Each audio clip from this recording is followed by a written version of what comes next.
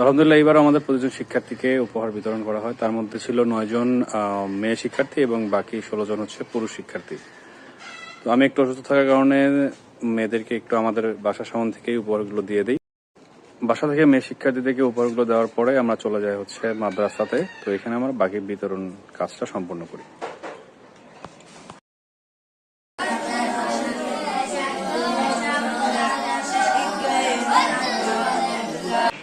তো আমাদের এটা হচ্ছে গোরস্থান মাদ্রাসা বলে সংক্ষেপে।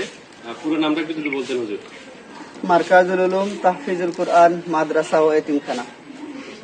তো এখানে আমাদের এতিম ভাইরাও আছে, সাথে গরিব দুঃখী ভাইরাও আছে। তো আমরা এখানে আজকে মোটামুটি 16 জনকে দেওয়ার চেষ্টা করছি। তো আপনারা উপহারগুলো পেয়ে কেমন আপনাদের লাগছে? আলহামদুলিল্লাহ। আচ্ছা, এই উপহারটা আমাদের আসছে মালয়েশিয়া থেকে।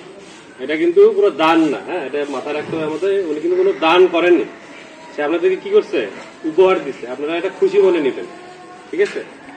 তো আমরা দোয়া করবো সে যেন আরো আমাদেরকে অধিক উপহার আরো জন্য পাঠায় ভবিষ্যতে, সেই দোয়া আমরা করবো। আর তার মেয়ের জন্য আমরা বিশেষ করে দোয়া করবো। তার মেয়ে একটু অসুস্থ, সে এমন একটা রোগে আক্রান্ত যে সে রোগটা আল্লাহ ছাড়া ভালো করার মতো ডাক্তারের কোনো ক্ষমতা এটা নাই। তো তার জন্য দোয়া করবেন। আর আপনারা সবসময় যেন আপনাদের ভবিষ্যতে আমাদের এলেনটাকে দিনের জন্য ব্যবহার করতে পারেন, সেইভাবে যেন ইনশাআল্লাহ আল্লাহ তাআলা আপনাদেরকে প্রস্তুত করেন। আমরা সেই দোয়াই করবো। হুজুর, আপনার যদি কোনো বক্তব্য থাকে। এখানে বক্তব্য কিছুই নাই, যে এখন আমরা সকলেই দোয়া করব যে উদ্দেশ্যে তিনি দান করছেন, আল্লাহ তাআলা যেন তাকে পরিপূর্ণ সুস্থতা দান করেন। আর দোয়া করব যেহেতু ভবিষ্যতে যেন আমাদের মাদ্রাসার প্রতি সর্বদাই তিনি নজর রাখেন। আমাদের মাদ্রাসা হচ্ছে এতিমখানা, আর যে ব্যক্তি কোনো এতিমখানার দায়িত্ব নিল, আল্লাহ তাআলা তার অনেক মুসিবত বালা মুসিবত দূর করবেন। মানে এতিম মানে কি, যার বাপ মা কেউ নাই, তারা যদি কোনো ব্যক্তি একটা দায়িত্ব নেয়, সে অনেক বড় উপকার কাজ করলো। আর যেহেতু আমাদের মাদ্রাসায় প্রায় 70 জন ছাত্র আছে, তাই তার প্রতি আমাদের বার্তা থাকবে যে তিনি যেন আমাদের এই মাদ্রাসার প্রতি একটু নজর রাখেন, এতিমদের প্রতি একটু লক্ষ্য রাখেন।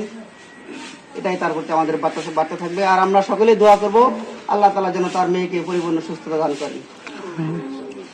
আমরা একসাথে বলবো থ্যাংক ইউ মালয়েশিয়া। এই কথাটা আমরা একসাথে বলবো না, ঠিক আছে? Thank you Malaysia. সবাই ভালো থাকবেন, ইনশাআল্লাহ আবার দেখা হবে ভবিষ্যতে।